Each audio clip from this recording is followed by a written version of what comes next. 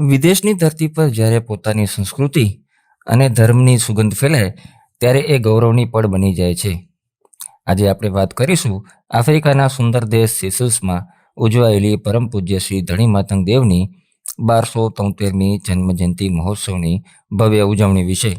વિદેશી ધરતી સિસલ્સ ખાતે મહેશ સંપ્રદાયના આરાધ્ય ઇષ્ટદેવ પરમ પૂજ્ય શ્રી ધણી માતંગ દેવની 1273મી જન્મજયંતિ ઉત્સાહ અને ભક્તિભાવ સાથે ઉજવવામાં આવી હતી. મેઘવાળ સમાજના ભાઈઓ દ્વારા પ્લેજોસ કોમ્યુનિટી હોલમાં આ સંદર્ભે ભવ્ય કાર્યક્રમ યોજાયો હતો.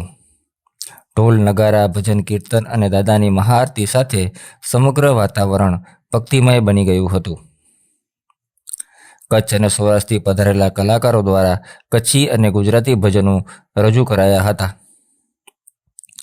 પરમ પૂજ્ય શ્રી ધણી માતંગ મહેશ સંપ્રદાયના સ્થાપક સમાનતા, એકતા અને મહિલાને પ્રાધાન્ય આપનારા ધર્મગુરુ તરીકે જાણીતા છે.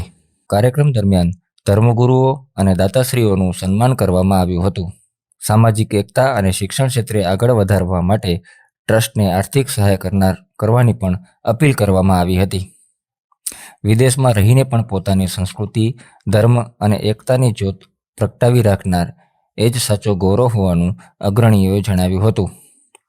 સિસલ્સમાં વસતા મેઘવાળ સમાજના કાર્યકરો દ્વારા સમાજ સેવા, શિક્ષણ અને ધાર્મિક પ્રચારનું ઉત્તમ ઉદાહરણ આ કાર્યક્રમ થકી પૂરું પાડવામાં આવ્યું હતું. આમ આ રીતે વિદેશમાં પણ હિન્દુ સંસ્કૃતિની ધર્મધજા ગૌરવપૂર્ણ લહેરાઈ હતી.